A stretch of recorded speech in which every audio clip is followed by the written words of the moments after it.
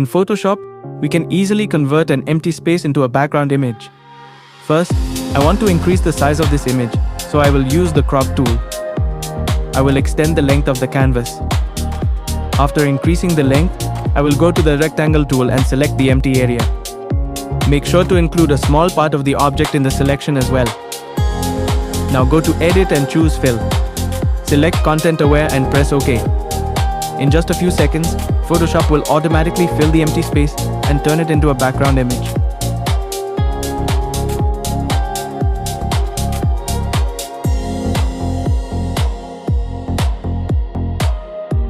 In the same way, you can use this method to add background around other objects too.